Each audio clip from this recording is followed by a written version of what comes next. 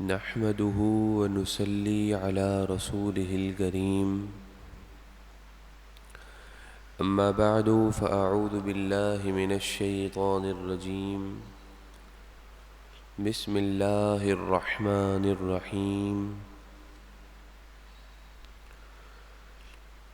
اهدنا الصراط المستقيم صراط الذين أنعمت عليهم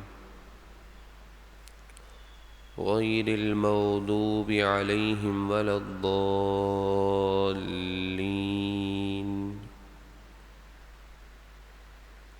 اللهم انصرنا فإنك خير الناصرين اللهم افتح لنا فإنك خير الفاتحين اللهم ارزقنا فإنك خير الرازقين اللهم احفظنا فإنك خير الحافظين فسهل يا إلهي كل صعب بحرمة سيد الأبرار سهل اللهم ارزقنا توبة نصوحا قبل الموت اللهم ارزقنا توبة نصوحا قبل الموت اللهم إني أسألك حسن خاتمة الإيمان يا رسول الله انظر حالنا يا حبيب الله اسمع قالنا إنني في بحر هم مغرق خذ يدي سهل لنا أشكالنا بآواز بلند درود پاک نذرانہ پیش کیجیے اللہم صل علی سیدنا ومولانا محمد معدن الجود والکرم وآلہ وأصحابہ وبارک وسلم صلاة وسلاما علیک یا سیدی یا رسول اللہ صلی اللہ علیہ وآلہ وسلم۔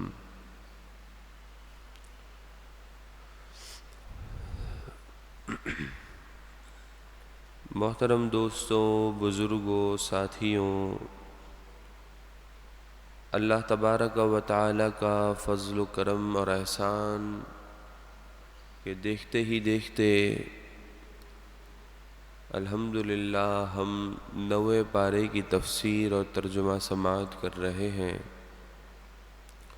خالق کائنات سے دعا ہے کہ وہ ہم جو کچھ سن رہے ہیں اس پر ہمیں عمل کرنے کی توفیق عطا فرمائے، اور ان نور والے لمحات میں ہم قرآن مجید فرقان حمید کے نور کو سمجھنے کے لیے حاضر ہیں۔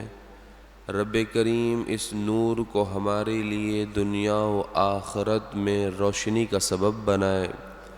رب کریم اپنے فضل و کرم سے قرآن مجید فرقان حمید کے نور سے ہمارے دلوں کو، ہماری قبروں کو اور ہماری زندگیوں کو پر نور فرمائے۔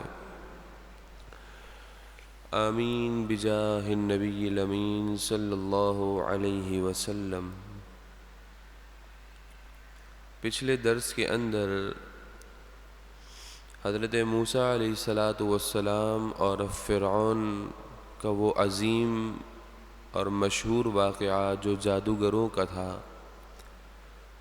اس کا تذکرہ کیا جا رہا ہے۔ پچھلے رکوع کا خلاصہ یہ تھا کہ فرعون اور اس کے درباریوں نے حضرت موسیٰ علیہ السلام کو ایک بہت بڑا جادوگر سمجھا۔ اسی بنا پر انہوں نے ایک جادو کا اپنے زعم میں یہ مقابلہ طے کروایا کہ ہم حضرت موسیٰ علیہ السلام کا جادو کے ذریعے سے مقابلہ کریں گے۔ چنانچہ فرعون نے اپنی سلطنت میں اعلان کرا دیا کہ جتنے بڑے سے بڑے جادوگر ہیں وہ ایک مقررہ دن کو ایک میدان میں پہنچیں۔ چنانچہ بڑے سے بڑے جادوگر حضرت موسیٰ علیہ الصلاۃ والسلام کے مقابلے کے لیے بڑے بڑے آلات رسیوں کے ساتھ حضرت موسیٰ کے مقابل پہنچے، لیکن اللہ تبارک و تعالی نے صرف اس بنا پر انہیں ایمان کی نعمت عطا فرمائی کہ انہوں نے نہ جانتے ہوئے اللہ کے نبی کا ادب کیا، اور اس طرح کہ جب مقابلہ شروع ہونے لگا تو صرف یہ بات کہی کہ اے موسیٰ آپ ابتدا کریں گے یا ہم ابتدا کریں؟ رب ذوالجلال کو ان جادوگروں کا اتنا یہ کہنا اس قدر پسند آ گیا کہ اللہ تبارک و تعالی نے ان تمام کو ایمان کی نعمت عطا فرما دی۔ یہاں علماء نے یہ بات لکھی ہے کہ ان جادوگروں نے ایک بطور مد مقابل کے طور پر یہ بات کہی تھی کہ آپ ابتدا کریں یا ہم ابتدا کریں۔ وہ تو حضرت موسیٰ علیہ السلام کو نبی جانتے ہی نہیں تھے، اگر نبی جانتے تو مقابلے کے لیے کیوں آتے؟ جو شخص نبی نہ جانتے ہوئے بے خیالی میں بھی اللہ کے نبی کا ادب کر لے، رب اسے ایمان کی نعمت عطا فرمائے، تو جو جان کر کے یہ اللہ کے نبی ہیں ان کا ادب اور ان کے مقام اور مرتبے کو تسلیم کر کے بیان کرے، رب اس پر کتنا فضل فرمائے گا۔ تو اسی واقعے کے بعد اب اس مزید فرعون اور حضرت موسیٰ علیہ السلام کے دربار میں اور کیا آگے کے معاملات ہوئے اس کا ذکر کیا جا رہا ہے۔ وقال الملأ من قوم فرعون، فرعون کی قوم کے سرداروں نے کہا فرعون سے، اتذر موسیٰ وقومہ لیفسدوا فی الارض، کہ کیا تو حضرت موسیٰ علیہ السلام اور ان پر ایمان لانے والی جو ان کی قوم ہے اس کو اسی طرح چھوڑ دے گا کہ وہ زمین میں فساد پھیلاتے رہیں؟ اس سے مراد ان کی یہ تھی کہ جب حضرت موسیٰ علیہ السلام پر ایک بہت بڑی تعداد ایمان لے آئی تو انہیں اس بات کا خطرہ تھا کہ اب لوگ جوق در جوق حضرت موسیٰ علیہ السلام پر ایمان لے آئیں گے، اور فرعون کا جو اپنا ایک رعب اور دبدبا بطور الہ اور معبود کے ہے وہ ختم ہوتا جائے گا۔ تو وہ اس کو اس بات سے تعبیر کر رہے ہیں کہ کیا تو موسیٰ اور ان کی قوم کو اسی طرح چھوڑ دے گا کہ وہ زمین میں فساد پھیلائیں، لوگوں کو تیرے دین سے منتقل کریں؟ وَيَذَرَكَ وَآلِهَتَكَ، اور موسیٰ تجھے اور تیرے ٹھہرائے ہوئے معبودوں کو چھوڑ دے۔ فرعون نے اپنی عبادت کرنے کے لیے لوگوں کو اپنی طرف لگایا ہوا تھا، اور کچھ جھوٹے معبود بت بھی اس نے بنا لیے تھے، اور وہ کہنے لگا کہ تم ان جھوٹے بتوں کی بھی عبادت کرو، ان کی عبادت دراصل میری عبادت ہے۔ یہ بات فرعون نے اپنی قوم میں کہی تھی۔ تو درباری جو فرعون کے ساتھ تھے وہ کہنے لگے اس طرح تو لوگ تیرے دین سے پھر جائیں گے، اور ایک بہت بڑی تعداد تیری قوم میں جو تجھ پر ایمان لاتی ہے وہ اب حضرت موسیٰ اور ان کے رب پر ایمان لے آئے گی، تو اب ان کا کوئی علاج کر۔ چنانچہ جب درباریوں نے یہ غلط مشورہ دیا، اس سے ان کا مطلب کیا تھا؟ اس سے ان کا مطلب یہ تھا کہ وہ یہ چاہتے تھے کہ حضرت موسیٰ علیہ السلام کو فرعون قتل کر دے، اور جو آپ کی قوم آپ پر ایمان لے آئی ہے اسے فرعون قتل کر دے۔ لیکن فرعون اس پر قدرت نہیں رکھتا تھا، کیونکہ اتنے معجزات واضح تھے کہ فرعون ان معجزات کی قوت میں مرعوب ہو چکا تھا، اس کے بس میں یہ نہیں تھا کہ وہ حضرت موسیٰ علیہ السلام اور آپ پر ایمان لانے والوں کو قتل کر دے، چنانچہ اس نے ایک حربہ اپنایا، وہ اس طرح کہ اس نے اپنے درباریوں سے کہا کہ ہم حضرت موسیٰ علیہ السلام کی قوت کو اس طرح کم کرتے ہیں کہ ان کی تعداد کو اس طرح گھٹا دیتے ہیں کہ ہم ان کے بچوں کو جو ان کے مذکر ہیں، مرد ہیں، ان کو قتل کر دیتے ہیں اور ان کی عورتوں کو چھوڑ دیتے ہیں۔ اس طرح ان کے پاس جو ایک لشکر ہے، تعداد ہے، اس کی قوت میں کمی آ جائے گی۔ قال،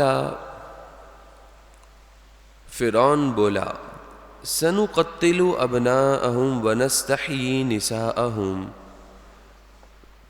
ضرور ہم ان کے بیٹوں کو قتل کر دیں گے اور ان کی عورتوں کو چھوڑ دیں گے، اس طرح ان کی تعداد میں کمی ہو جائے گی۔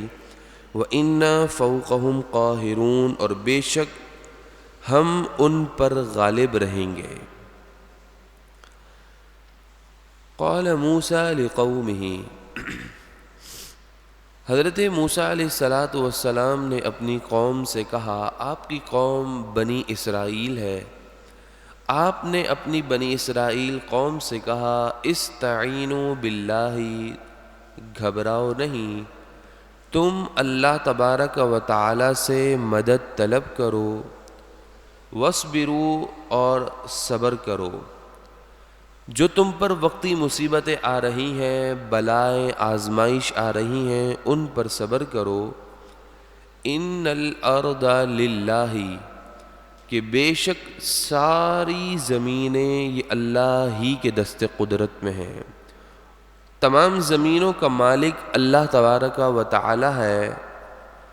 یورثها من یشاء من عبادہ، وہ اپنے بندوں میں سے جسے چاہے ان زمینوں کا وارث بنا دے۔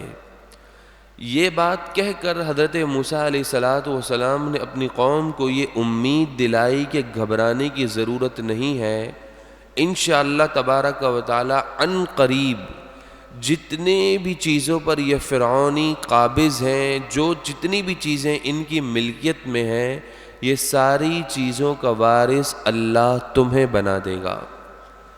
والعاقبۃ للمتقین، اور انجام، بہترین انجام یہ پرہیزگاروں کے لیے ہے۔ قالوا، وہ بولے، کون؟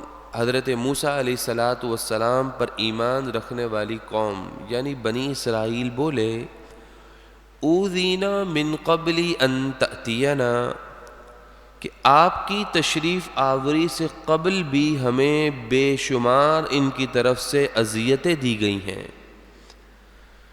ابتدا میں بنی اسرائیلیوں کے بیٹوں کو قتل کیا گیا، ان کی عورتوں کو زندہ چھوڑ دیا گیا، کیونکہ کاہنوں نے یہ بات بتائی تھی کہ بنی اسرائیل کی قوم میں سے ایک شخص پیدا ہوگا کہ جو تیری سلطنت کو تباہ و برباد کر دے گا۔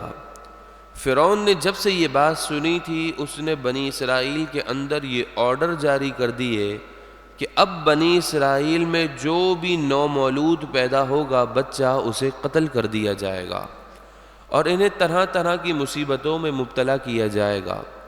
تو وہ کہنے لگے کہ آپ کی تشریف آوری سے پہلے بھی ان فرعونیوں نے ہمیں کئی اذیتیں دی ہیں، وَمِن بَعْدِ مَا جِئْتَنَا، اور آپ کی تشریف آوری کے بعد بھی یہ ہمیں بے شمار تکلیفیں دینے کا ارادہ کرتا ہے، ارادہ رکھتا ہے۔ تو آپ نے کہا گھبرانے کی ضرورت نہیں۔ قال، آپ نے فرمایا، عسیٰ ربکم، قریب ہے کہ تمہارا رب، ان یہلک عدوکم، وہ تمہارے دشمن کو ہلاک کر دے۔ ان قریب ایسا ہوگا کہ جس نے تمہارے ساتھ دشمنی کی ہے، میرا رب تمہارے دشمنوں کو ہلاک کر دے۔ وَيَسْتَخْلِفَكُمْ فِي الْأَرْضِ، اور وہ تمہیں زمین میں اپنا خلیفہ بنائے۔ فَيَنْظُرَ كَيْفَ تَعْمَلُونَ، پھر وہ دیکھے کہ تم کیسے عمل کرتے ہو۔ اللہ تبارک و تعالی نے اس بات کو بیان کر کے انہیں تسلی دلائی کہ ایسا عنقریب ہونے والا ہے کہ جو تمہارے دشمن ہیں وہ ہلاک ہوں گے، اور اللہ تبارک و تعالی نے جو کچھ نعمتیں زمینوں کی ملکیت، باغات کی ملکیت، کھیت سرسبز اور شادابی جتنی ان فرعونیوں کو عطا کی ہے، وہ سب کی سب اللہ تمہیں عطا فرمائے گا۔ پھر یہ نعمتیں دینے کے بعد ایک بات ضرور کہی، فَيَنْظُرَ كَيْفَ تَعْمَلُونَ، پھر وہ دیکھے گا کہ اب تم کیسے عمل کرتے ہو۔ کیونکہ نعمتوں کے آنے سے پہلے تو انسان بڑی بڑی تمنا کرتا ہے کہ مال آ جائے گا تو رب کی بارگاہ میں اتنا دوں گا، پورا لٹا دوں گا۔ آ جانے کے بعد انسان کا پتہ چلتا ہے کہ نعمت کے بعد اب وہ کتنا اللہ تبارک و تعالیٰ کی نعمت کا شکر ادا کرتا ہے۔ تو اللہ تبارک و تعالیٰ نے اس بات کی طرف خبر دی۔ ہاتھ اٹھا کر دعا فرمائیں، اللہ تبارک و تعالی ہمیں بھی نعمتوں کی قدر کرنے کی توفیق عطا فرمائے، اور رب نے جو ہمیں نعمتیں عطا فرمائیں اور جو مال ہمیں عطا فرمایا اسے رب کی راہ میں خرچ کرنے کی توفیق عطا فرمائے۔ درود پاک کا نذرانہ پیشی، اللہم صلی علی سیدنا و مولانا محمد معدن الجود والکرم وآلہ وصحبہ وبارک وسلم، صلاۃ و سلاما علیک یا سیدی یا رسول اللہ صلی اللہ علیہ وسلم۔ اگلے رکوع کا آغاز ہے، وَلَقَدْ أَخَذْنَا آلَ فِرْعَوْنَ بِالسِّنِينَ۔ اب اللہ تبارک و تعالی نے فرعونیوں کو جتنی بھی نعمتیں عطا کیں، اب ان پر آزمائش اور مصیبتوں کے دور کا آغاز ہوا۔ ارشاد ربانی ہے، اور بے شک ہم نے فرعونیوں کو کئی سالوں کے قحط سے، وَنَقْسٍ مِّنَ الثَّمَرَاتِ، اور پھلوں کے گھٹانے سے پکڑ لیا، لَعَلَّهُمْ يَذَّكَّرُونَ، تاکہ وہ نصیحت کو قبول کریں۔ انسان کے پاس جب مصیبت پہنچتی ہے تو انسان کی عادت اور فطرت یہ ہے کہ اسے مصیبت کے وقت اللہ تبارک و تعالیٰ کی یاد بڑی کثرت سے آتی ہے۔ جب تک آزمائش نہیں آتی بندہ اللہ تبارک و تعالیٰ کو یاد نہیں کرتا۔ عمومی طور پر ایسا ہی دیکھا گیا ہے۔ وہ اللہ تبارک و تعالیٰ کے بڑے خوش نصیب بندے ہوتے ہیں کہ جنہیں رب مال دیتا ہے، جس قدر دیتا ہے وہ رب کے حضور اتنا ہی گڑ گڑاتے ہیں۔ تو اللہ تبارک و تعالیٰ نے فرعونیوں کو اب آزمایا، انہیں قحط سالی میں مبتلا کیا۔ یہ قحط سالی میں مبتلا کیا، ان کو فقر و فاقہ کی مصیبتوں میں مبتلا کیا، وَنَقْسٍ مِّنَ الثَّمَرَاتِ، اور پھلوں کے گھٹانے سے، یعنی پھلوں کی جو تعداد کھیتوں سے اگتی تھی اب وہ تعداد اگنی نہیں شروع ہوئی، جس سے پھلوں میں کمی واقع ہونے لگی۔ یہ سب اللہ تبارک و تعالیٰ نے اس لیے کیا تاکہ وہ نصیحت کو قبول کریں اور اللہ تبارک و تعالیٰ کی بارگاہ میں گڑ گڑا کر توبہ کریں اور اللہ تبارک و تعالیٰ کی طرف آ جائیں۔ لیکن کیا ہوا؟ جس قدر ان کے اوپر مصیبتیں، پریشانیاں آنے لگیں، بجائے اس کے کہ وہ اللہ تبارک و تعالیٰ کی طرف لو لگاتے، رب کو یاد کرتے، اپنے گناہوں سے سچی توبہ کرتے، رب کے ساتھ جو شرک کر رہے تھے اس کو ختم کر کے موسیٰ علیہ السلام پر ایمان لاتے، یہ تو نہیں کیا، بلکہ جس قدر ان پر تکلیفیں بڑھتی جا رہی تھیں وہ کفر میں اتنے پختہ ہو گئے تھے کہ جتنی مصیبتیں بڑھ رہی تھیں وہ کفر میں اور سخت سے سخت ہوتے جا رہے تھے، سرکشی میں دن بدن اضافہ ہوتا جا رہا تھا۔ پھر کیا ہوا؟ فَإِذَا جَاءَتْهُمُ الْحَسَنَةُ، پھر جب انہیں بھلائی ملی، فراخی ملی، امن، سلامتی، عافیت نصیب ہوئی، قالوا وہ بولے لنا ہذہ یہ تو ہمارے لیے ہے، ہم ہی اس کے مستحق ہیں، چونکہ ہمارے اعمال اتنے اچھے ہیں تو اللہ تبارک و تعالی نے ان اعمال کے اچھے ہونے کی وجہ سے ہمیں دوبارہ امن، سلامتی اور فراخی عطا فرمائی ہے۔ ہونا یہ چاہیے تھا کہ وہ اس نعمت کو اللہ تبارک و تعالی کا احسان سمجھتے ہوئے کہ ایک تو ہم گناہ کر رہے ہیں، یہ رب کا فضل اور انعام ہو گیا کہ گناہ کے باوجود بھی رب اپنا فضل فرما رہا ہے۔ ہونا یہ چاہیے تھا اس اینگل سے سوچتے، لیکن کہنے لگے لنا ہذہ ہم تو اسی کے ہی مستحق ہیں چونکہ ہمارے اعمال اتنے خوبصورت ہیں۔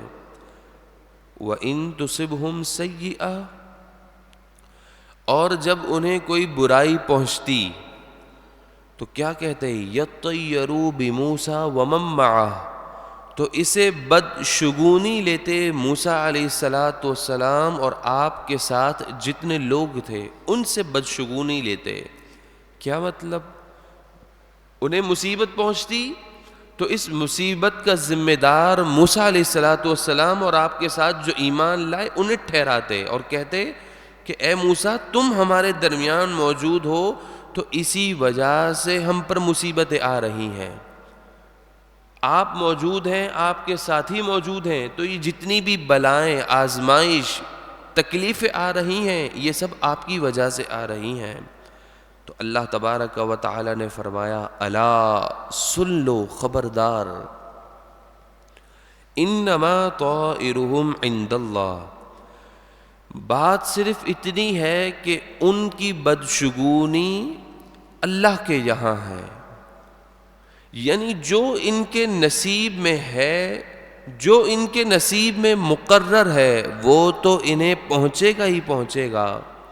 یہ آپ کے اوپر اس کی ذمہ داری ٹھہراتے ہیں کہ آپ کی وجہ سے ہوا ہے، نہیں، جو ان کے مقدر میں تھا رب نے انہیں ان کے مقدر کی وجہ سے دیا ہے، تو ان کی بدشگونی انہی کے اوپر۔ وَلَٰكِنَّ أَكْثَرَهُمْ لَا يَعْلَمُونَ لیکن ان کے اکثر جانتے ہی نہیں ہیں۔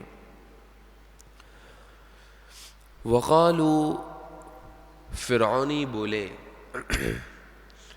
مَهْمَا تَأْتِنَا بِهِ مِنْ آیَةٍ لِتَسْحَرَنَا بِهَا، فرعونی اور حضرت موسیٰ علیہ السلام کا تعلق کئی سالوں سے رہا، آپ وقتاً فوقتاً مختلف معجزات لے کر آتے رہے تاکہ فرعون اور اس کے درباری آپ پر ایمان لے آئیں، لیکن جس کے دل پر اللہ تبارک و تعالی مہر لگا دے، دوستوں کوئی بڑی نصیحت، کوئی بڑی نشانی بھی اسے حق قبول کرنے سے کبھی بھی وہ حق قبول نہیں کر سکتا، جس کے دل پر مہر لگ جائے۔ اتنے معجزات دیکھنے کے بعد بھی اب وہ کیا کہنے لگے مہما تأتینا بہ من آیہ، آپ ہمارے پاس کیسی ہی نشانی لے کر آ جائیں، لتسحرنا بہا تاکہ آپ اس نشانی کے ذریعے ہم پر جادو کریں۔ اللہ تبارک و تعالیٰ کی طرف سے جو نشانی معجزات آ رہے ہیں ان کو یہ لوگ جادو سے تعبیر کر رہے ہیں، کہتے ہیں کہ آپ کوئی بھی نشانی لے کر ہم پر جادو کریں، فما نحن لک بمؤمنین، ہم آپ پر ایمان لائیں گے ہی نہیں۔ یعنی اس قدر پختہ ہو چکے تھے کہ اب جتنی بھی نشانیاں آ رہی تھیں اسے جادو سے تعبیر کرنے کے بعد اس قدر بے دھڑک ہو کر یہ کہنے لگے کہ اب ہم آپ پر ایمان لائیں گے ہی نہیں۔ جب حضرت موسیٰ علیہ السلام نے ان کی سرکشی کو دیکھا کہ کتنے ہی معجزات انہیں دکھائے گئے، یہ ایمان لاتے ہی نہیں ہیں، تو اب آپ سمجھ گئے کہ اب ان کے نصیب میں ایمان اور ہدایت ہے ہی نہیں، تو آپ نے اللہ تبارک و تعالیٰ کی بارگاہ میں ان کے خلاف دعا کی۔ آپ اللہ کے نبی ہیں، مستجاب الدعوات ہیں، آپ نے اللہ تبارک و تعالیٰ کی بارگاہ میں ان کے خلاف جیسے ہی دعا کی وہ دعا فوراً قبول ہو گئی۔ آپ نے دعا کی کہ اے مالک یہ فرعون نے بڑی سرکشی کی ہے، یہ تیرے بندوں کو گمراہ کر رہا ہے، جبکہ تو نے اسے دنیا کی ہر نعمت عطا کی، دنیا کا مال زینت خوب عطا کیا، اس مال اور اس زینت کی وجہ سے یہ تیرے بندوں کو گمراہ کر رہا ہے، کئی بار یہ عہد شکنی کر چکا ہے، تو اے مالک اب اس پر ایسا عذاب نازل فرما جو اس کے لیے سزا ہو اور بعد والوں کے لیے عبرت ہو۔ حضرت موسیٰ علیہ السلام نے جیسے ہی دعا کی، آپ کی دعا کا اثر ایسا ہوا فَأَرْسَلْنَا عَلَيْهِمُ الطُّوفَانَ، بس ہم نے فرعونیوں پر طوفان کو بھیجا، ایسا سخت طوفان آیا کہ سب سے پہلے بادل آ گئے، اندھیرا چھا گیا، خوب بارش ہوئی، اس قدر بارش ہوئی، اس قدر بارش ہوئی کہ مفسرین کہتے ہیں کہ ان کے گھروں میں پانی بھر گیا، پانی اس قدر بھر گیا کہ ان کے گلوں تک پانی پہنچ گیا۔ اب ان کی کیفیت یہ تھی کہ اللہ کا عذاب اتنا سخت تھا کہ وہ نہ ہل سکتے تھے نہ بیٹھ سکتے تھے، جو بیٹھتا وہ ڈوب جاتا تھا، اس قدر ان پر سخت قسم کا پانی کا عذاب بھیجا گیا۔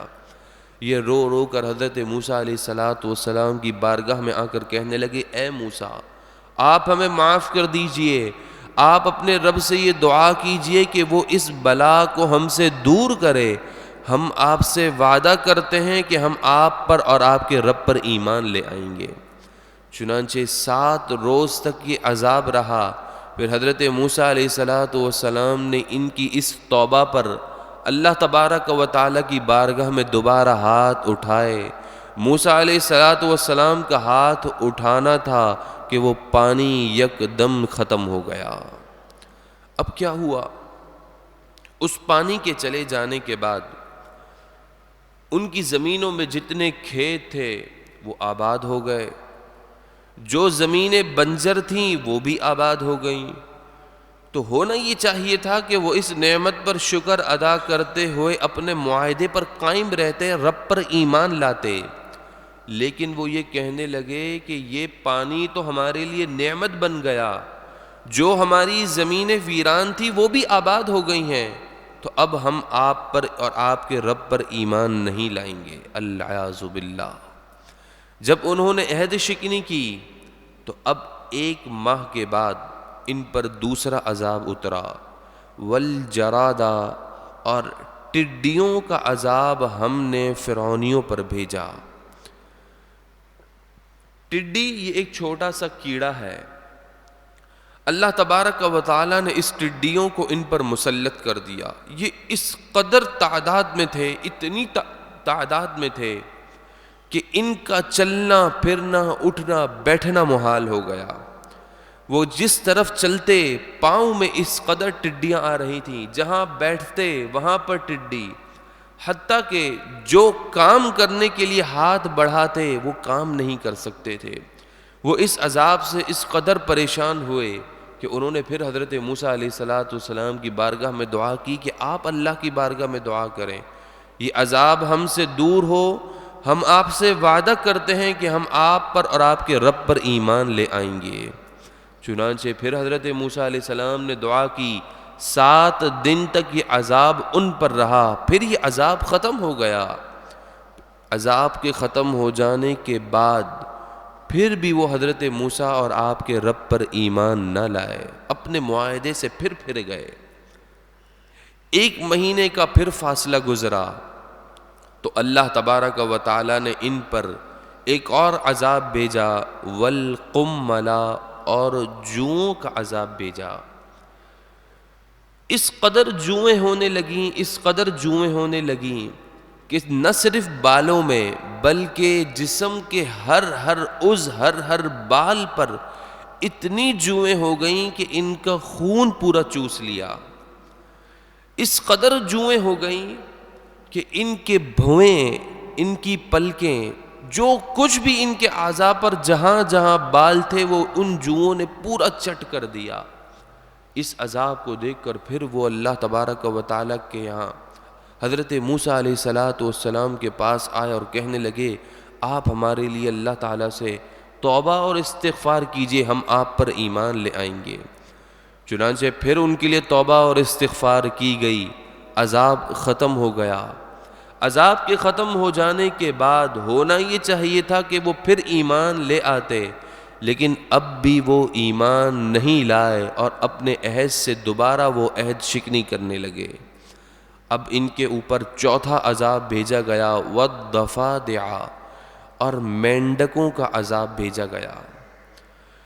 اتنی تعداد میں مینڈک بھیجے گئے، اتنی تعداد میں مینڈک بھیجے گئے کہ جب وہ بات کرنے کے لیے منہ کھولتے تو مینڈک اچھل کر ان کے منہ کے اندر داخل ہو جاتا۔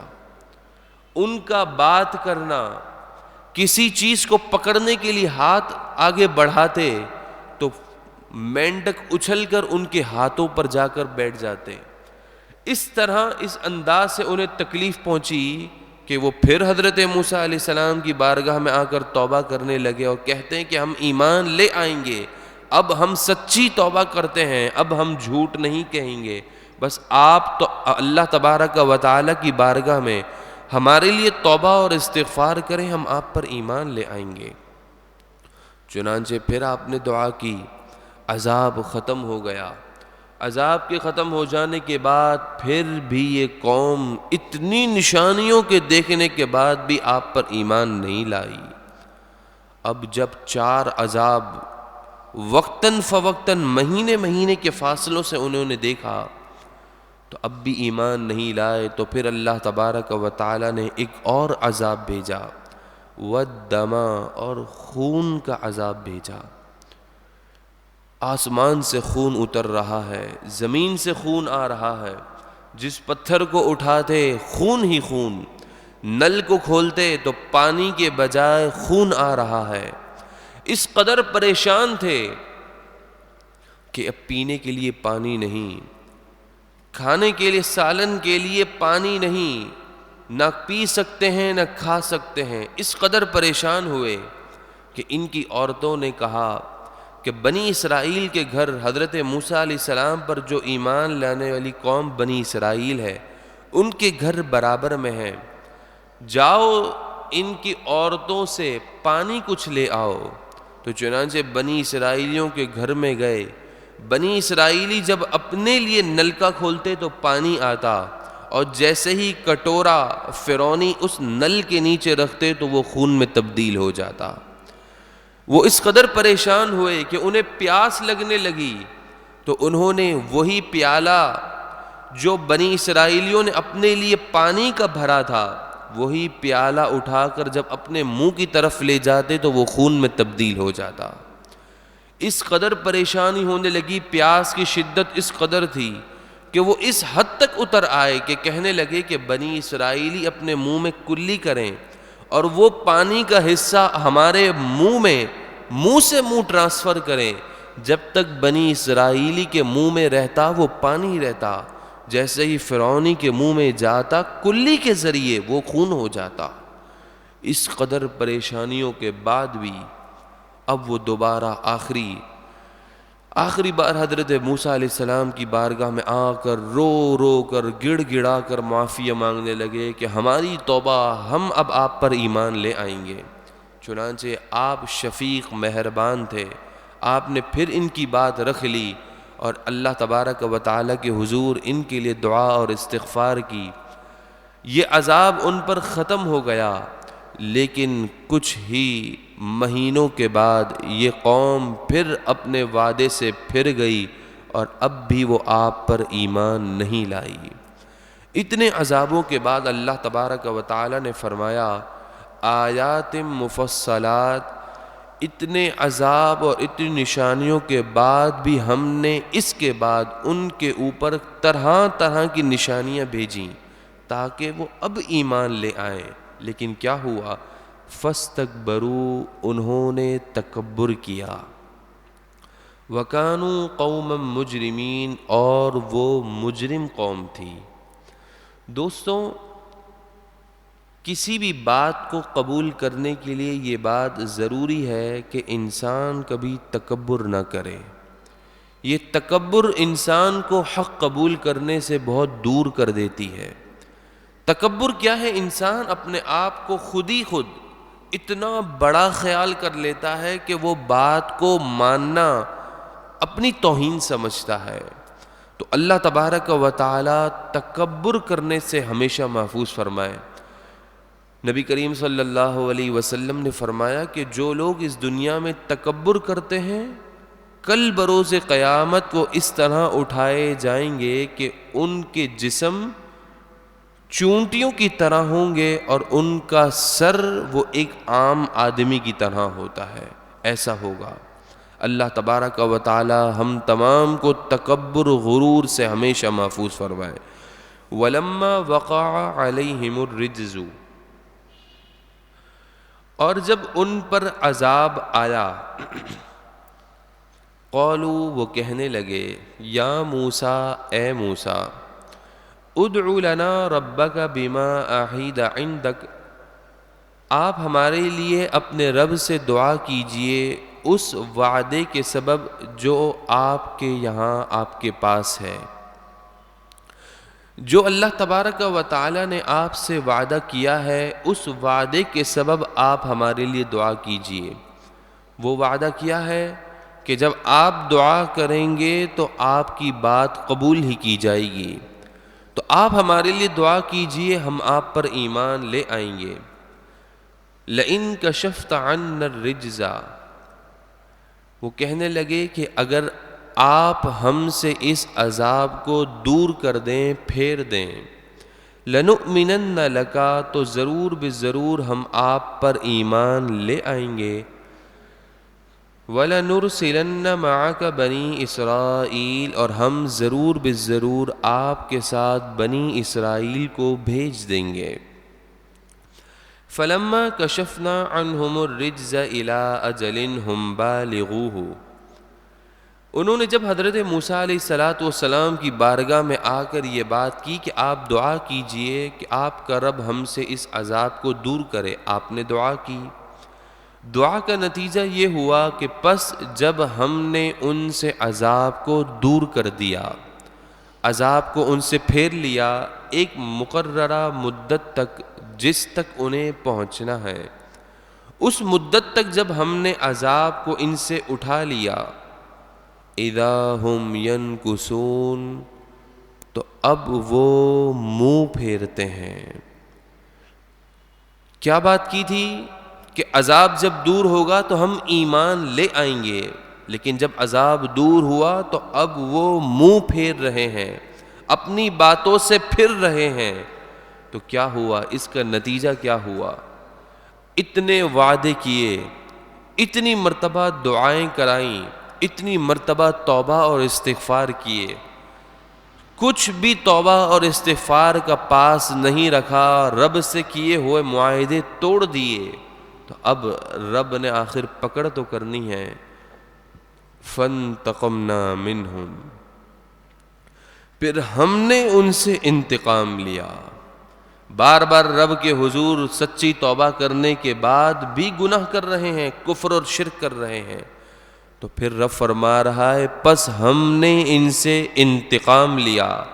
کیسا انتقام؟ فَأَغْرَقْنَاهُمْ فِي الْيَمِّ، تو پس ہم نے فرعونیوں کو دریا میں غرق کر دیا۔ کس سبب سے؟ بِأَنَّهُمْ كَذَّبُوا بِآيَاتِنَا، اس وجہ سے کہ انہوں نے ہماری آیتوں کو جھٹلایا۔ جتنی بھی نشانیاں آئیں ان پر ایمان رکھنے کے بجائے انہوں نے ان کی تکذیب کی۔ وَكَانُوا عَنْهَا غَافِلِينَ، اور وہ اس سے بے خبر تھے۔ وَأَوْرَثْنَا الْقَوْمَ الَّذِينَ كَانُوا يُسْتَضْعَفُونَ مَشَارِقَ الْأَرْضِ،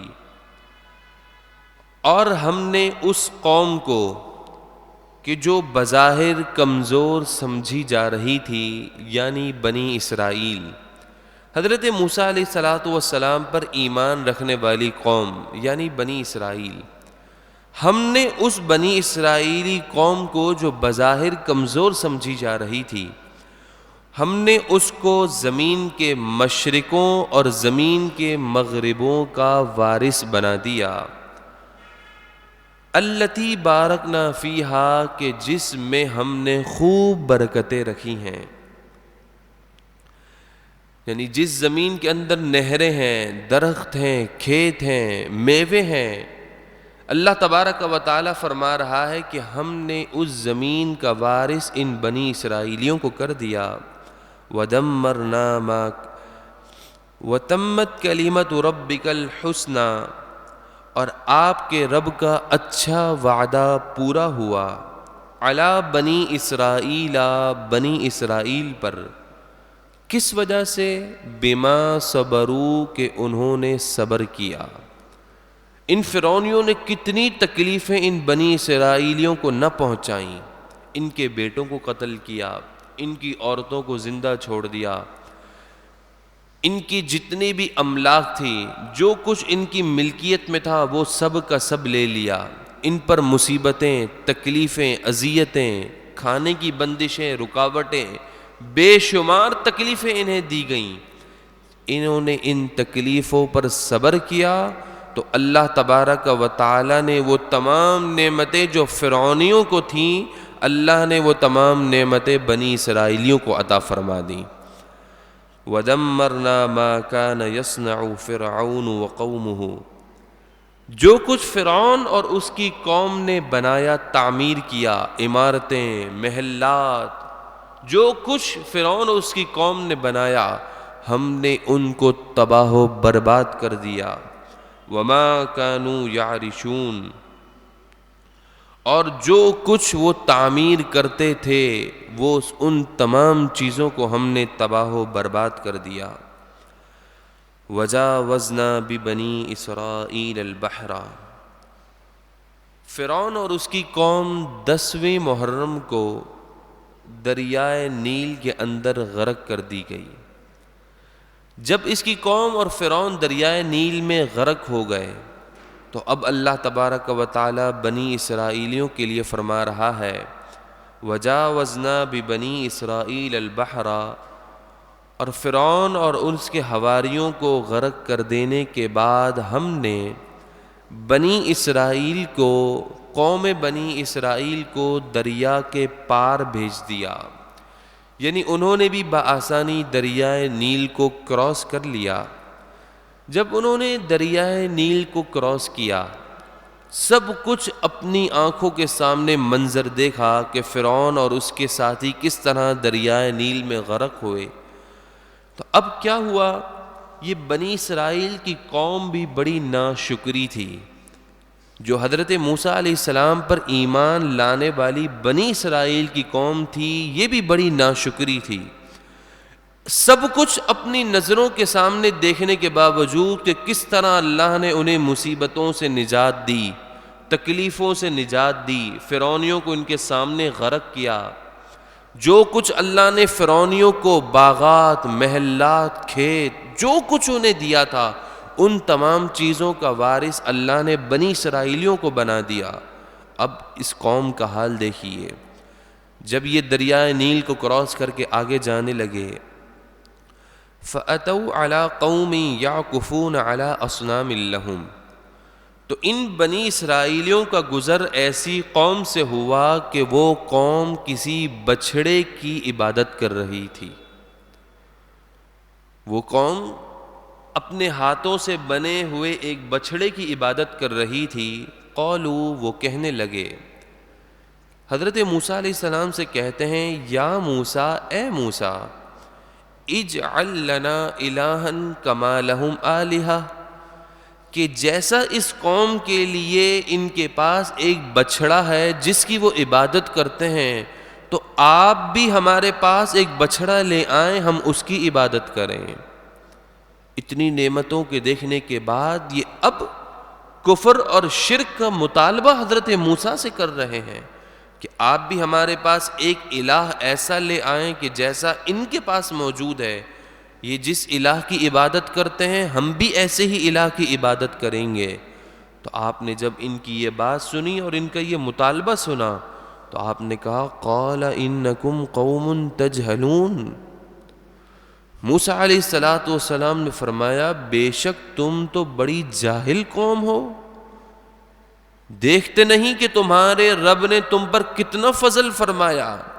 اتنے فضل کا تو اصل حق یہی تھا کہ تم اسی کی عبادت کرتے، لیکن اتنے انعام و اکرام کے بعد اب تم کسی بچڑے کو عبادت کرنے کا مطالبہ کر رہے ہو۔ آپ نے کہا ان ہؤلاء متبر ما ہم فیہ، اے میری قوم سن لو، جس قوم کے پاس سے تمہارا ابھی گزر ہوا ہے اور وہ جس کی عبادت کر رہی ہے، یہ قوم کا حال بہت برا ہے، یہ قوم تباہ و برباد ہو چکی ہے۔ وَبَاطِلٌ مَا كَانُوا يَعْمَلُونَ، اور جو کچھ تم اب کرنا چاہتے ہو، جس چیز کا تم مطالبہ کر رہے ہو، یہ بھی باطل عمل ہے، اس کا کوئی تعلق حق سے نہیں ہے، یہ باطل عمل ہے۔ قَالَ، تو آپ کہنے لگے اغیر اللہ ابغیکم الہا، کیا میں اللہ کے سوا تمہارے لیے کسی اور کو بطور الہ تلاش کروں؟ کیا میں اللہ کو چھوڑ کر تمہارے لیے کوئی اور رب کو تلاش کروں کہ تم اس کی عبادت کرو؟ وَهُوَ فَضَّلَكُمْ عَلَى الْعَالَمِينَ، حالانکہ وہ تو وہ پروردگار ہے کہ جس نے تمہیں جہاں والوں پر فضیلت عطا فرمائی ہے، اس نے تمہیں فرعونیوں سے نجات دی، جو کچھ ان کے پاس تھا وہ اس رب نے تمہیں عطا کر دیا، اس نے پورے جہاں والوں پر تمہیں فضیلت عطا فرمائی، تو فضیلت دینے کے بعد بھی اب تم کسی اور کو الہ معبود بنانا چاہتے ہو۔ تو اب جب انہوں نے اس غلط بات کا مطالبہ کیا تو اللہ تبارک و تعالی نے انہیں وہ نعمتیں یاد دلائیں کہ تم کتنی پریشانیوں میں تھے، تم پر کیسے حالات گزرے ہیں، ان حالات کے بعد رب نے تم پر کتنا فضل فرمایا، تو اس موقع کو یاد کرایا جا رہا ہے۔ وَإِذْ أَنْجَيْنَاكُمْ مِنْ آلِ فِرْعَوْنَ، بھولو مت، اس وقت کو یاد کرو جب ہم نے تمہیں فرعونیوں سے نجات عطا کی۔ وہ فرعونی کیا کرتے تھے؟ یسومونکم سوء العذاب، وہ تمہیں جیتے جیتے خوب بری مار مارتے تھے، انہوں نے تمہارا زندگی میں جینا دوبھر کر دیا تھا۔ یقتلون ابناءکم، تمہارے یہاں کسی بھی نو مولود کی پیدائش ہوتی، اس کے لوگ آ کر اس نو مولود کو تمہاری نظروں کے سامنے قتل کر دیتے تھے، تو اس وقت کو بھولو مت۔ وَيَسْتَحْيُونَ نِسَاءَكُمْ، اور تمہاری عورتوں کو زندہ چھوڑ دیتے تھے، تو اللہ تبارک و تعالی نے تمہیں اس فرعون سے نجات عطا فرمائی ہے۔ وَفِي ذَلِكُمْ بَلَاءٌ مِّن رَبِّكُمْ عَظِيمٌ، تو اس پورے واقعے میں تمہارے رب کی طرف سے تم پر بڑا فضل ہوا ہے۔ اب اس فضل کا تقاضا یہی ہے کہ تم اسی کی عبادت کرو، لیکن تم کیسی قوم ہو کہ اتنی نعمتوں کے بعد بھی تم اب کسی اور کی عبادت کے لائق سمجھتے ہو اور کسی اور چیز کا مطالبہ کر رہے ہو۔ آپ نے اپنی قوم کو سمجھایا۔ اب اگلے رکوع میں اس کا کیا رد عمل آتا ہے ہم سماعت کریں گے۔ درود پاک کا نذرانہ پیش کیجیے۔ اللہم صلی علی سیدنا مولانا محمد۔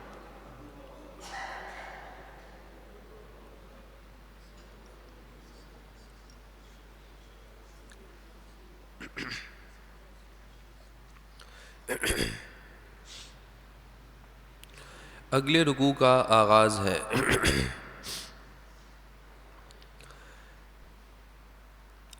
حضرت موسیٰ علیہ السلام نے اپنی قوم سے یہ وعدہ لیا تھا کہ جب اللہ تبارک و تعالی فرعونیوں کو غرق کر دے گا تو اس کے بعد میں تمہارے لیے ایک اللہ تبارک و تعالی کی طرف سے ایک کتاب لاؤں گا۔ چنانچہ اب اس کا وقت ہو گیا، فرعونی غرق ہو گئے۔ اب حضرت موسیٰ علیہ السلام نے اللہ تبارک و تعالی کی بارگاہ میں یہ عرض کی، درخواست کی کہ اے مالک، میں نے اپنی قوم سے ایک کتاب لانے کا وعدہ کیا کہ جس کتاب میں حق بات لکھی ہو، حلال اور حرام کے امتیازات لکھے ہوں، تاکہ میں اپنی قوم کو اس کی تبلیغ کروں۔ چنانچہ اللہ تبارک و تعالی نے حضرت موسیٰ علیہ السلام سے 30 راتوں کا وعدہ لیا۔ وَوَاعَدْنَا مُوسَىٰ 30 لَيْلَةً، اور ہم نے موسیٰ علیہ السلام سے 30 راتوں کا وعدہ لیا کتاب توریت عطا کرنے کے لیے، اور یہ 30 راتیں ماہ ذوالقعدہ کی ہیں کہ آپ کوہ طور پر تشریف لے گئے اور آپ نے اپنی قوم کو کہا کہ میں تمہارے لیے اللہ تبارک و تعالی کی طرف سے کتاب لینے جا رہا ہوں۔ چنانچہ حضرت موسیٰ علیہ السلام نے اس پورے مہینے کے اندر 30 روزے رکھے۔ 30ویں روزے کے بعد آخری روزے کے دن آپ نے اپنے منہ کے اندر سے ایک بو محسوس کی جو کہ روزہ رکھنے کی وجہ سے آ رہی تھی، تو آپ نے اس بو کو ختم کرنے کے لیے مسواک کا استعمال فرمایا۔ آپ نے جیسے ہی مسواک کا استعمال کیا تو فرشتوں نے آپ کی بارگاہ میں عرض کی کہ جب تک آپ نے مسواک نہیں کی تھی آپ کے منہ سے بڑی پیاری خوشبو آ رہی تھی، اب جب آپ نے مسواک کر لی تو اب وہ خوشبو ختم ہو گئی ہے۔ تو اس موقع پر اللہ تبارک و تعالی نے حضرت موسیٰ علیہ السلام کو مزید 10 راتوں کو بڑھا دیا اور کہا وَأَتْمَمْنَاهَا بِعَشْرٍ، اور ہم نے اس وعدے کو 10 راتوں کے ساتھ پورا کیا۔ مزید 10 راتیں بڑھ گئیں تو ماہ ذوالحجہ کی ابتدائی 10 راتیں حضرت موسیٰ علیہ السلام نے کوہ طور پر گزاریں۔ فَتَمَّ مِيقَاتُ رَبِّهِ 40 لَيْلَةً، تو پس آپ کے رب کا وعدہ پوری 40 راتوں کا مکمل ہو گیا۔ ابتدا میں 30 راتوں کا وعدہ کیا گیا، بعد میں 10 راتیں مزید بڑھا دی گئیں، اور اس طرح پوری 40 راتوں کا وعدہ مکمل ہوا۔ وقال موسیٰ لأخیہ، جب حضرت موسیٰ علیہ السلام کوہ طور پر توریت کتاب لینے کے لیے جا رہے تھے تو آپ نے اپنی قوم میں اپنے بھائی حضرت ہارون کو اپنا نائب بنایا اور ان سے کہا اخلفنی فی قومی، اے میرے بھائی تم میری قوم میں میرے نائب ہو، میرے خلیفہ ہو، وَأَصْلِحْ، اور لوگوں کی اصلاح کرنا، وَلَا تَتَّبِعْ سَبِيلَ الْمُفْسِدِينَ، اور فسادیوں کی راہ پر ہرگز نہ چلنا۔ آپ اپنے بھائی کو نصیحت کر کے اور قوم والوں کے لیے اپنے بھائی کو بطور خلیفہ اور نائب بنا کر کوہ طور پر توریت کتاب لینے کے لیے تشریف لے گئے۔ وَلَمَّا جَاءَ مُوسَىٰ لِمِيقَاتِنَا، اور جب حضرت موسیٰ علیہ السلام ہمارے مقررہ وعدے پر حاضر ہوئے، جب حضرت موسیٰ علیہ السلام وہاں پر پہنچ گئے، وَكَلَّمَهُ رَبُّهُ، تو حضرت موسیٰ علیہ السلام نے اپنے رب سے براہ راست کلام فرمایا۔ یہ حضرت موسیٰ علیہ السلام کی شان ہے کہ آپ نے براہ راست اللہ تبارک و تعالی کے کلام کو سماعت کیا، اسی وجہ سے آپ کو کلیم اللہ کہا جاتا ہے، یعنی رب سے کلام فرمانے والے۔ جب حضرت موسیٰ علیہ السلام نے اللہ تبارک و تعالی کے کلام کو سماعت کیا، اس کلام کے اندر اتنی لذت تھی، اتنی مٹھاس تھی، اتنا وہ شیریں کلام تھا کہ آپ کے دل میں ایک شوق پیدا ہونے لگا۔ قالا، آپ نے عرض کی، ربی، اے میرے رب، اب جب میں نے تیرے کلام کو سن لیا ہے تو اب میری ایک آرزو ہے، میری ایک تمنا ہے۔ وہ تمنا یہ ہے کہ ارینی انظر الیک، تو مجھے اپنا جلوہ دکھا، میں تیرا دیدار کرنا چاہتا ہوں۔ کلام اتنا میٹھا، اتنا شیریں تھا کہ آپ کے دل میں یہ خواہش ہوئی کہ اب میں اپنے رب کو تو دیکھوں کہ میرا رب کون ہے، میرا رب کیسا ہے۔ قالا، تو اللہ تبارک و تعالی نے فرمایا، اے موسیٰ، لن ترانی، ہرگز تم مجھے دیکھ نہ سکو گے، ولیکن، ہاں لیکن، انظر الی الجبل، اس طور پہاڑ کی طرف دیکھو۔ انظر الی الجبل، اس پہاڑ کی طرف تم دیکھو۔ فإن استقر، پس اگر یہ پہاڑ اپنی جگہ پر ثابت رہے، برقرار رہے، فسوف ترانی، تو ان قریب تم مجھے بھی دیکھ لو گے۔ اللہ تبارک و تعالی نے براہ راست حضرت موسیٰ علیہ السلام کو منع کیا کہ ہرگز تم مجھے دیکھ نہیں سکو گے، ہاں لیکن میرے دیکھنے کی ایک بات یہ ہے کہ تم اس پہاڑ کی طرف نظریں ٹکا دو، اگر یہ پہاڑ اپنی جگہ پر قائم رہ گیا تو ان قریب تم مجھے بھی دیکھ لو گے۔ لیکن کیا ہوا؟ فلما تجلی ربہ للجبل، پھر جب حضرت موسیٰ کے رب نے اس پہاڑ پر اپنا نور ظاہر کیا، اپنا نور چمکایا، جیسے ہی پہاڑ پر نور چمکا تو کیا ہوا؟ جعلہ دکا، تو وہ پہاڑ ریزہ ریزہ ہو گیا، پاش پاش ہو گیا، اس کے ذرے ذرے الگ ہو گئے۔ وخر موسیٰ صعقا، اور موسیٰ علیہ السلام بے ہوشی کی حالت میں زمین پر تشریف لے آئے۔ تو جب وہ پہاڑ ثابت قدم نہیں رہا تو پھر آپ کو اللہ تبارک و تعالیٰ کا دیدار بھی نہیں ہوا۔ یہاں علماء نے ایک بڑی کمال کی بات لکھی ہے، کہا لن ترانی، اے موسیٰ تم ہرگز نہیں دیکھ سکو گے، اور لوگوں کی نفی نہیں کی، کہا کہ اے موسیٰ تم نے کلام کو سنا ہے لیکن تم دیکھ نہیں سکو گے۔ کیوں؟ کیونکہ دیکھنے والی ذات تو اس پوری دنیا میں، اس کائنات میں ایک ہی ذات ہے جو آمنہ کے لال ہمارے آقا صلی اللہ علیہ وسلم ہے، کہ آپ نے ہی اپنے رب کا اپنی آنکھوں، سر کی آنکھوں سے اپنے رب کا دیدار کیا ہے۔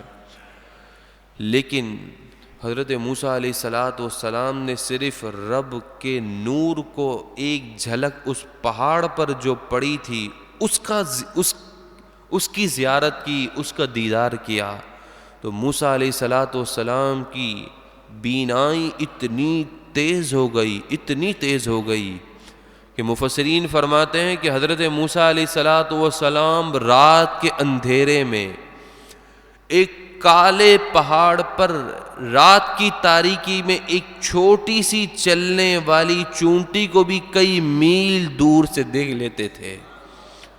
جس نے صرف رب کے نور کی ایک جھلک دیکھی اس کی بینائی اتنی تیز ہو گئی، تو جس نے رب کو براہ راست دیکھ لیا اس کی پھر کیا شان ہوگی۔ فلما افاقا، پس جب پھر حضرت موسیٰ علیہ السلام کو ہوش آیا، قالا، تو آپ نے کہا سبحانک، اے مالک تجھے پاکی ہے، ساری کبریائی تیرے لیے ہے، تبت الیک، میں تیری بارگاہ میں رجوع لاتا ہوں، وَأَنَا أَوَّلُ الْمُؤْمِنِينَ، اور میں سب سے پہلا بنی اسرائیل میں مسلمان ہوں۔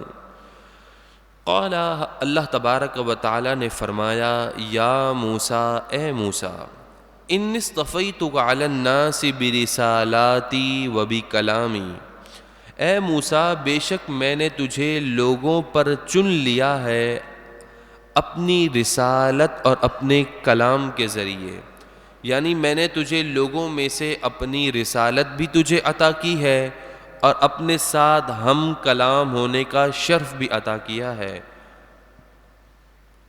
فخذ ما آتیتک، تو اے موسیٰ جو میں آپ کو دے رہا ہوں آپ اسے لے لیجئے، وَكُن مِّنَ الشَّاكِرِينَ، اور میرا شکر کرنے والوں میں سے ہو جائیں۔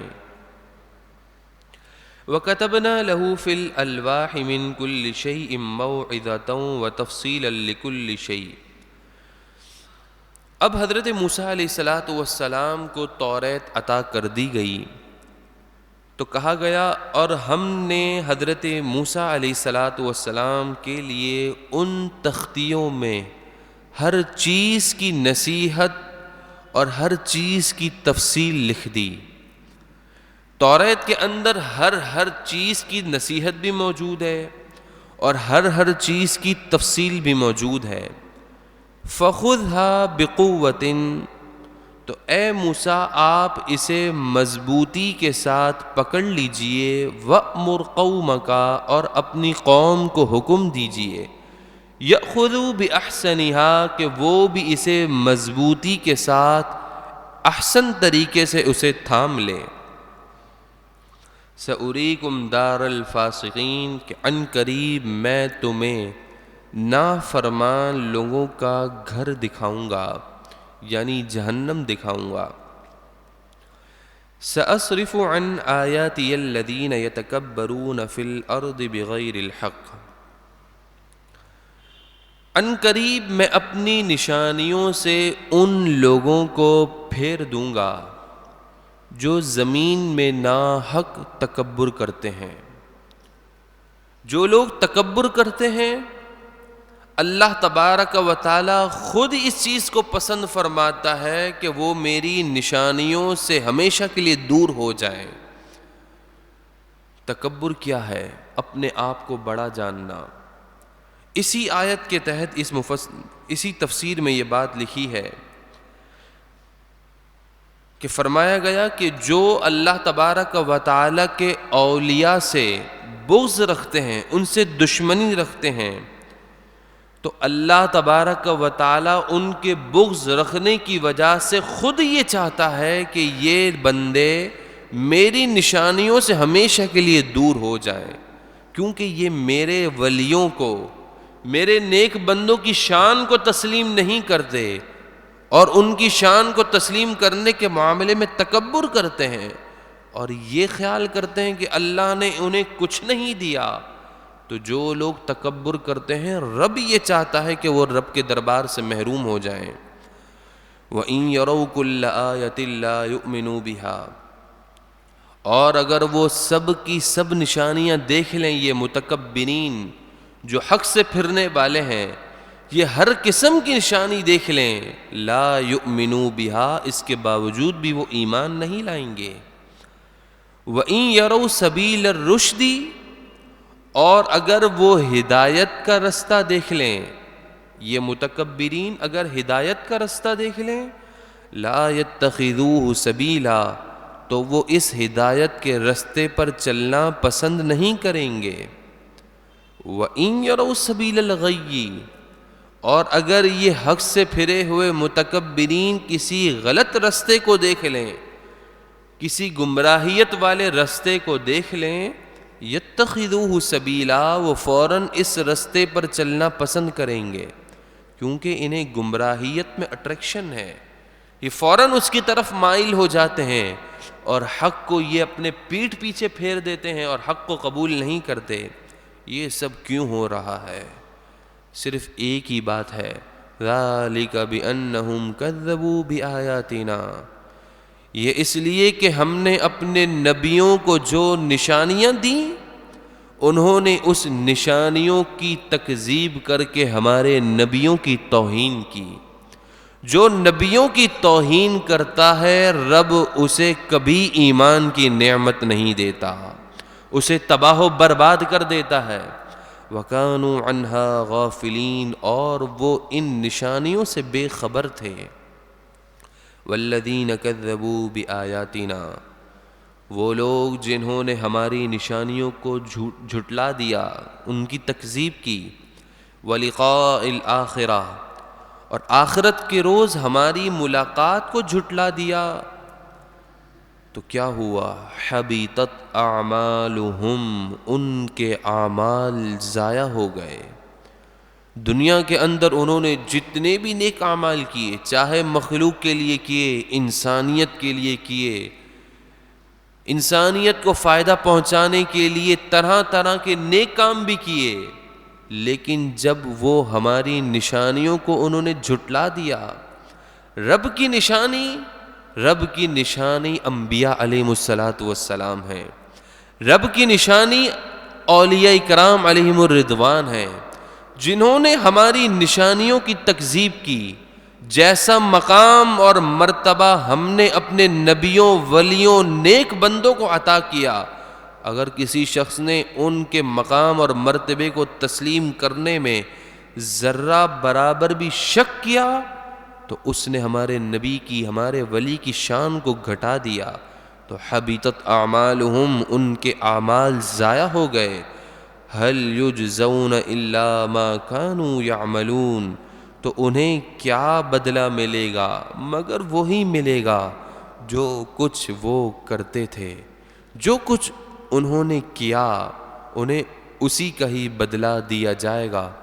اللہ تبارک و تعالی ہم تمام کو رب کی نشانیوں، انبیاء اور اولیاء کرام علیہم الرضوان کے مقام اور مرتبے کو دل سے تسلیم کرنے کی توفیق عطا فرمائے، اور ان کے مقام اور مرتبے کو تسلیم کرنے میں ذرہ برابر بھی شک اور شبے سے محفوظ فرمائے۔ درود پاک کا نذرانہ پیش کیجیے۔ اللہم صلی علی سیدنا مولانا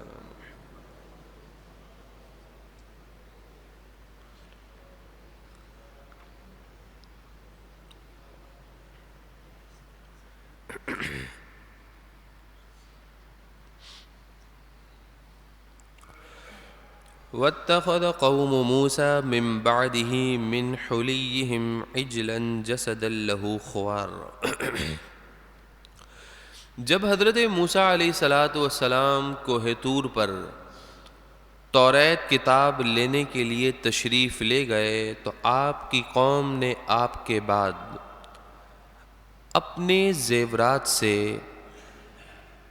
ایک بچھڑا بنا لیا کہ جو بچھڑا گائے کی طرح آواز نکالتا تھا۔ جب حضرت موسیٰ علیہ السلام کوہ طور پر توریت کتاب لینے کے لیے تشریف لے گئے اور آپ نے اپنے بھائی حضرت ہارون کو اپنا جانشین مقرر کیا، آپ کے بھائی حضرت ہارون نے اپنی قوم کو بہت سمجھایا اور کہنے لگے کہ تم نے اتنی تکلیفیں دیکھی ہیں، تمہارے رب نے تمہیں اتنی تکلیفوں سے نجات عطا کی، تو اب تم کیوں ایک بچھڑے کو معبود بنا رہے ہو؟ وہ بچھڑا ایسا تھا کہ جو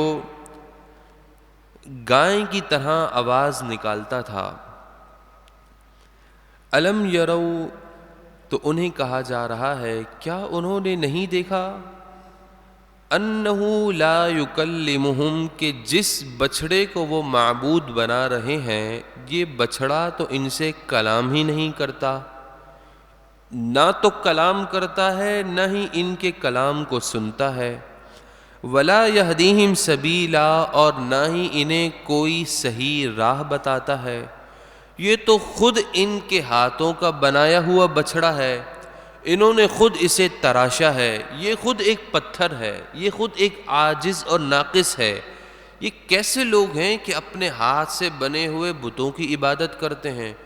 پھر یہ بچھڑا نہ تو ان سے کلام کرتا ہے نہ ہی انہیں کوئی صحیح راہ بتاتا ہے، خود کلام کرتے ہیں، جب چاہتے ہیں اس کو اٹھا کر یہاں رکھ دیتے ہیں، یہاں کھڑے ہو کر عبادت کرتے ہیں، پھر جب چاہتے ہیں اس کو اٹھا کر وہاں رکھ دیتے ہیں، وہاں کھڑے ہو کر عبادت کرتے ہیں۔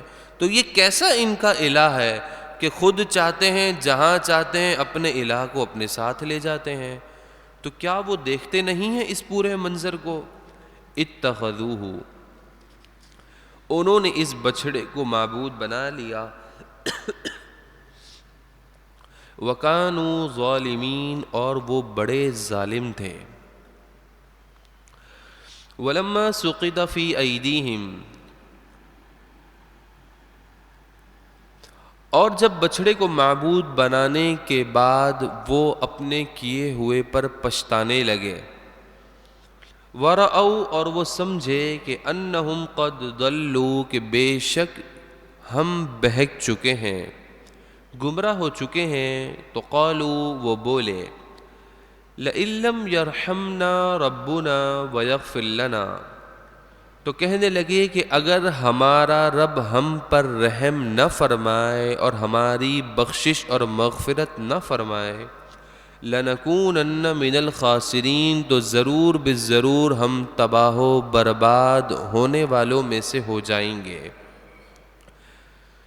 وَلَمَّا رَجَعَ مُوسَىٰ إِلَىٰ قَوْمِهِ، جب حضرت موسیٰ علیہ السلام دوبارہ اپنی قوم کی طرف تشریف لائے، جب آپ نے اپنی قوم کو دیکھا کہ وہ تو ایک بچھڑے کی عبادت کر رہی ہے، 40 دن کے بعد جب توریت کتاب لے کر آئے تو جب دیکھا قوم اللہ کو چھوڑ کر میرے بھائی کی باتوں کو ماننے کے بجائے وہ ایک بچھڑے کی عبادت کر رہی ہے، تو غضبان اسفا، آپ خوب غصے میں بھرے ہوئے جھنجھلائے ہوئے تھے، غصے کے آثار آپ کے چہرے پر بالکل واضح نمایاں ظاہر تھے۔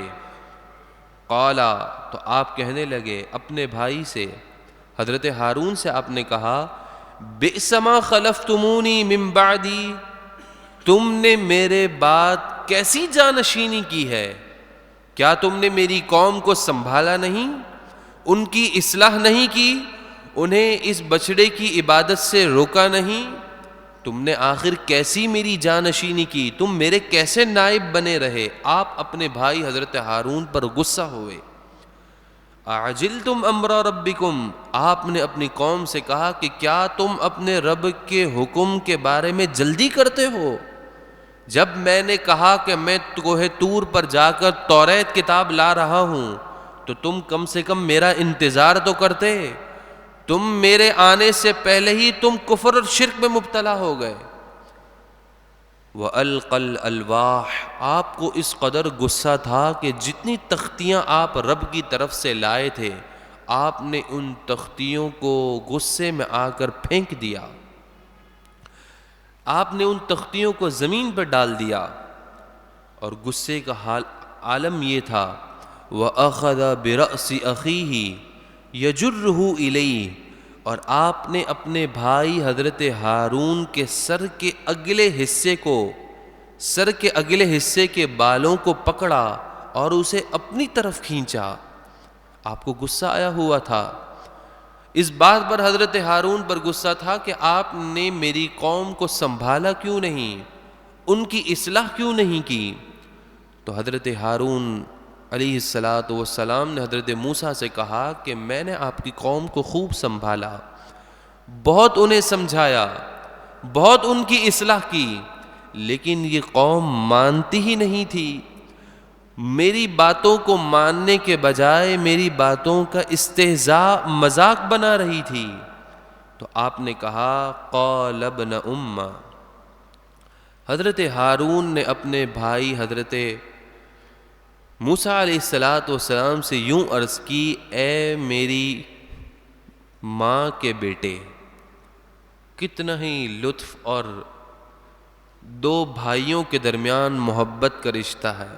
آپ نے یہ نہیں کہا کہ اے میرے بھائی، اخی نہیں کہا، اس غصے کو ٹھنڈا کرنے کے لیے آپ نے ماں کی نسبت سے اپنے بھائی ہونے کی بات کی، کہا قال ابن امّا، اے میری ماں کے بیٹے، ان القوم استضعفونی، کہ میری قوم نے مجھے کمزور سمجھا، وَكَادُوا يَقْتُلُونَنِي، اور قریب تھا کہ یہ مجھے قتل کر دیتے، میں تو انہیں سمجھا ہی رہا تھا، یہ سمجھنا تو بہت دور کی بات ہے، یہ تو میری جان کے دشمن بن گئے، قریب تھا کہ یہ مجھے قتل کر دیتے۔ تو اے میرے ماں کے بیٹے، فلا تشمت بی الاعداء، تو ان دشمنوں کے سامنے آپ مجھے کچھ نہ کہیں، کیونکہ آپ کے اس کہنے سے دشمنوں کو ہنسی مذاق کا موقع ملے گا، وہ یہ سمجھیں گے کہ ان دو بھائیوں کی آپس میں نہیں بنتی۔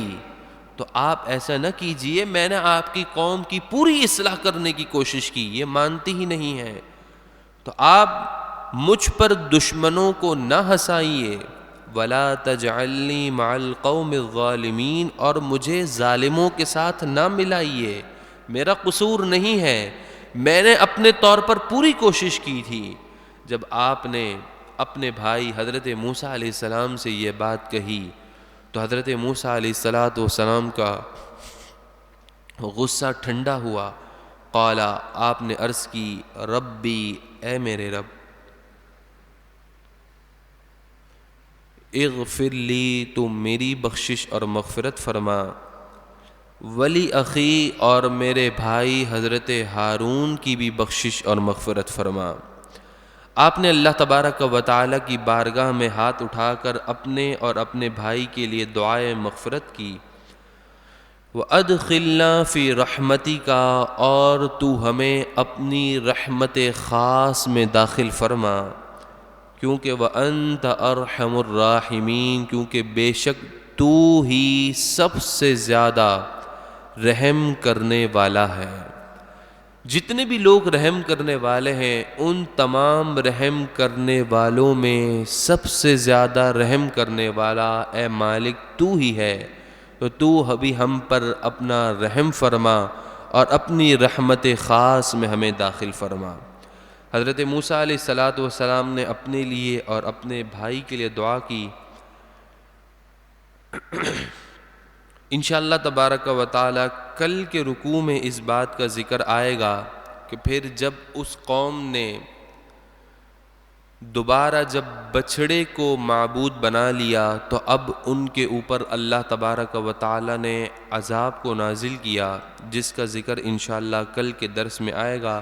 اللہ تبارک و تعالی ہم تمام کو حق کو دل و جان سے قبول کرتے ہوئے اس پر عمل کرنے کی توفیق عطا فرمائیں۔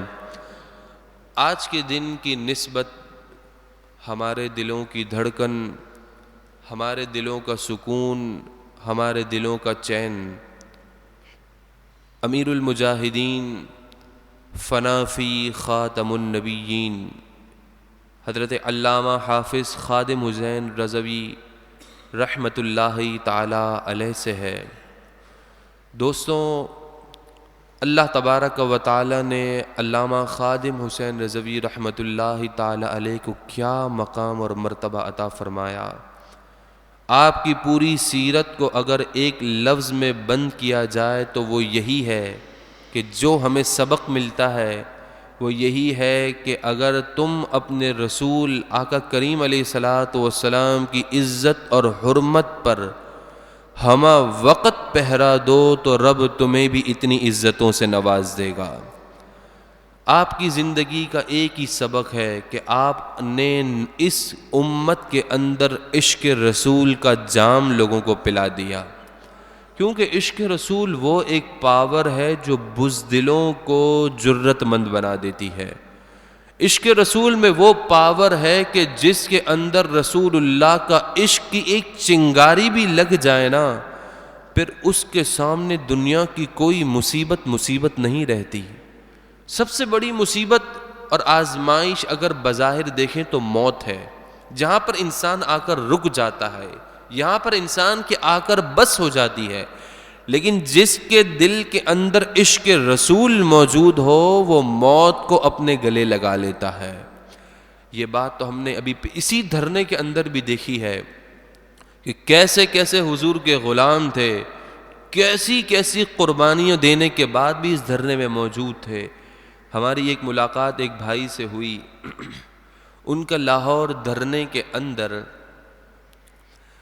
جب پچھلے رمضان میں جو گزرا ہوا رمضان ہے اس رمضان میں لاہور کے اندر جب دھرنا ہوا تو اسٹریٹ فائر سے اس بھائی کے پیٹ کے اگلے حصے پر 7 گولیوں کا ایک بسٹ آ کر لگا۔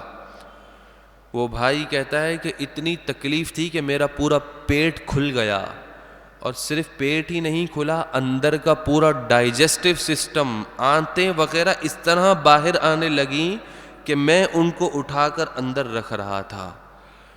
اب آپ بتائیں، جس کے اوپر اتنی تکلیف پہنچی ہو، بظاہر تو وہ تکلیف میں ہے، لیکن جب رسول اللہ کی عزت اور ناموس کا مسئلہ آیا تو وہی نوجوان آج بھی اسی تکلیف کے ساتھ کہ پیٹ پر پٹیاں بندھی ہوئی تھیں، لیکن اس دھرنے ناموس رسالت مارچ کے اندر اگلی صفوں میں موجود تھا۔ یہ کون سا جذبہ ہے؟ آخر ان کے گھر والے نہیں ہیں؟ کیا ان کی مائیں بہنیں نہیں ہیں؟ ہیں، لیکن سب کو اب معلوم ہے کہ اگر ہم اپنی قبر و آخرت کو سنوارنا چاہتے ہیں تو صرف آقا کریم سے وفاداری کرنی ہوگی۔ یہ وفاداری کا سبق ہمیں کس نے عطا کیا؟ یہ آپ کا علامہ خادم حسین رضوی رحمۃ اللہ تعالی علیہ کا احسان عظیم ہے کہ آپ نے اس امت کو اس ڈگر پہ چلا دیا ہے۔ اللہ تبارک و تعالی حضرت کے درجات بلند فرمائے۔ ایک مرتبہ الحمد شریف تلاوت کرے۔ الحمدللہ